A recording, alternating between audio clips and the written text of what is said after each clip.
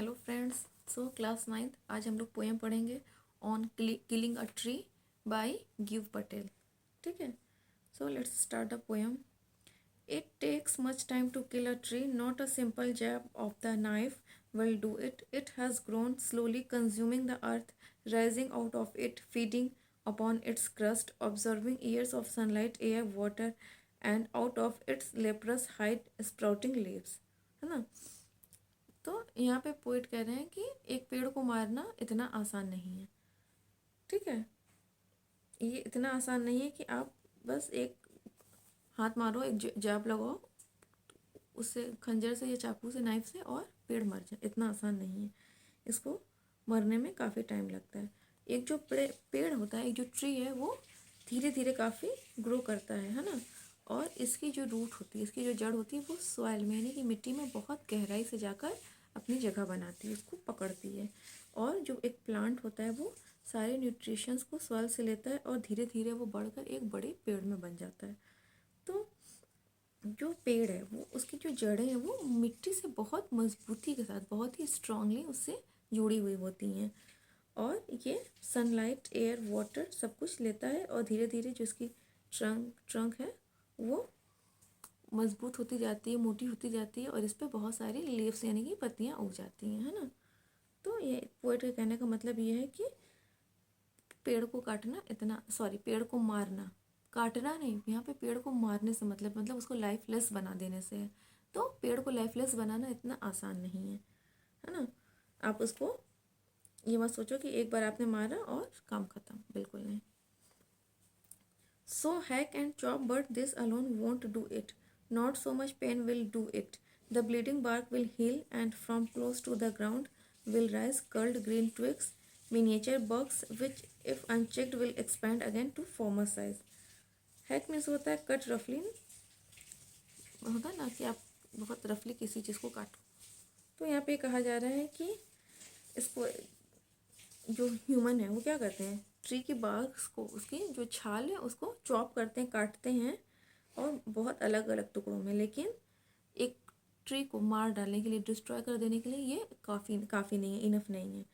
यहाँ पे ये कह रहे हैं कि आप जब उसको इस तरह से मारते हो तो उसको भी उतना ही पेन होता है ना।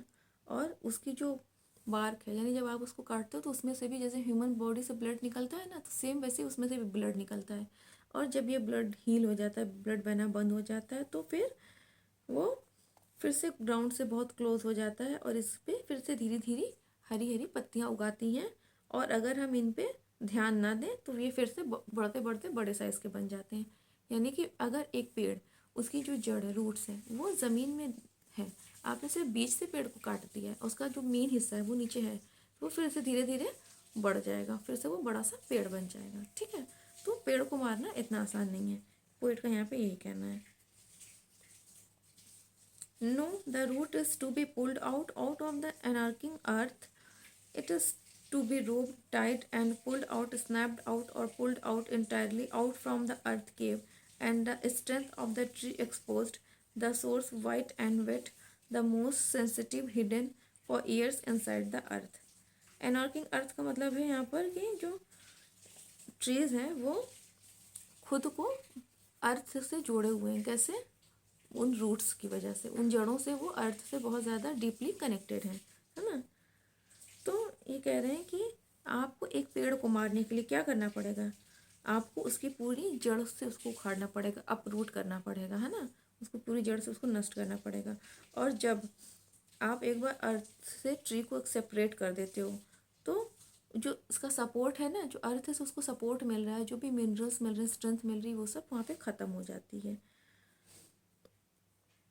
तो जब जो ट्री है वो अर्थ से, सॉरी, जो ट्री की जो रूट्स हैं वो अर्थ में एक पिट होता है, मतलब एक गड्ढा बना दो, उसमें जब आप ट्री को लगाते हो तो वो धीरे धीरे वो बढ़ते हुए बहुत अंदर तक चली जाती है, और वहाँ से ही बहुत स्ट्रांगली पेड़ को उस अर्थ से जोड़ देती है ना। तो आपको उसको, पेड़ को अगर मारना है, किल करना है, तो आपको उस वहाँ से उसको उखाड़ना पड़ेगा पूरी जड़ सहित। और ये जो जड़ें हैं, ये जो रूट्स हैं, ये इस पेड़ का बहुत ही सेंसिटिव पार्ट होती हैं, और ये अर्थ में बहुत सालों तक जाते जाते बहुत अंदर चली जाती हैं ना। और जो इनका कलर बताया गया है वाइट कलर की। आप लोगों को अच्छा देखा भी होगा ग्रेन्स में, या आपने देखा होगा ना, जैसे अगर आलू पोटैटो आपने देखा होगा उसमें निकल आता है ना छोटी छोटी जड़ जड़ टाइप का, उसका जो एकदम नीचे वाला जो पार्ट होता है देखा होगा तो वाइट होगा। सेम चीज़ ऑनियन के साथ होता है। अगर हम स्प्राउट बीन्स की बात करें तो उसमें भी सेम चीज़ होता है ना। तो वो वाइट कलर की जड़ होती है जो एकदम मुलायम और सेंसिटिव होती है, जो मोटी वाली जड़ नहीं, एकदम नीचे वाला लास्ट पार्ट जो ज़मीन से अर्थ से जुड़ा हुआ होता है ना।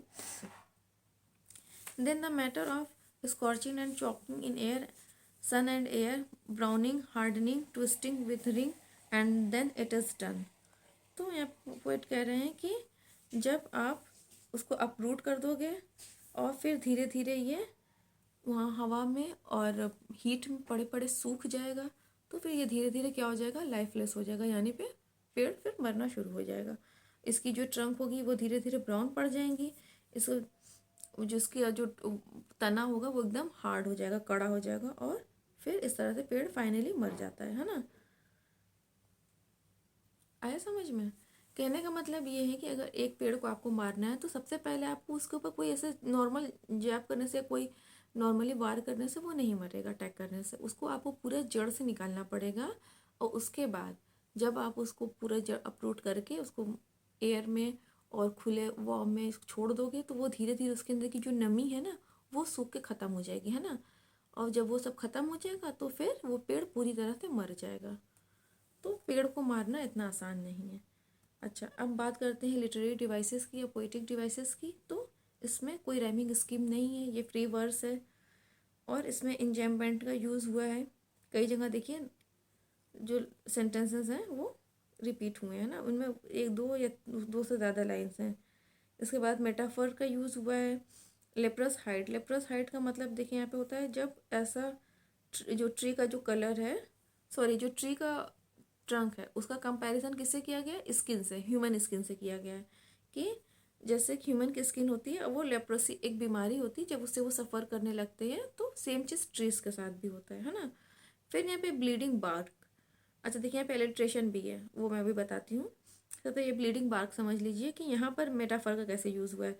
यहाँ पर उसके पेड़ के काटने को ह्यूमन बॉडी के काटने से, मतलब ह्यूमन बॉडी से जैसे ब्लड होता है, ब्लीडिंग होती है कट छिल जाने पर, तो वहाँ पे कंपैरिजन किया गया है कि पेड़ से भी ब्लीडिंग होती है, ठीक है। तो दो जगह मेटाफर का यूज़ हुआ है। फिर एल्ट्रेशन का यूज़ देखिए हुआ है, ब्लीडिंग बार्क में बी साउंड का कंपैरिजन, सॉरी रिपीटेशन हुआ है, और वाइट एंड वेट का तो डब्ल्यू साउंड का रिपीटेशन हुआ है। इसके बाद देखिए अगर हम लोग रिपीटेशन वर्ड्स की बात करें तो कई कई जगह इसका रिपीटेशन देखने को मिलता है ना, पुल्ड आउट ही रिपीट हुआ है कई जगह। अब बात करते हैं क्वेश्चन आंसर की, इसमें कि किस तरह के क्वेश्चन आंसर आ सकते हैं। तो इसमें एक क्वेश्चन ये बन जाएगा कि पोएट इस पोएम के थ्रू क्या कहना चाह रहे हैं, उनका मेन आइडिया क्या है। दूसरा क्वेश्चन इस पर यह बन जाएगा कि पेड़ को मारने के लिए क्या करना पड़ेगा, पेड़ को what you have to do to kill a tree, एक क्वेश्चन ये बन जाएगा इस पर। फिर इसमें एक क्वेश्चन ये बन जाएगा कि पेड़ है जो पेड़ है, अगर हम उसको बीच से काटते हैं, आधा काट के छोड़ देते हैं, तो फिर वो किस वे में अपने आप को वापस से ग्रो कर लेगा। तो वहाँ पे आपको ये बताना रहेगा कि हाँ, क्योंकि उसकी जो रूट्स हैं वो वापस पृथ्वी से यानी कि अर्थ से अटैच है, और वहाँ से वो फिर से मिनरल्स लेकर और जो नमी है उसको मिलेगी, उससे वो धीरे धीरे फिर से खुद को स्प्राउट कर लेगा और फिर से उस पर लीव्स आना शुरू हो जाएंगे, ठीक है। तो आई होप कि आप लोगों को पोएम अच्छे से क्लियर हो गई होगी। फिर मिलते हैं किसी नेक्स्ट वीडियो में, तब तक बाय बाय।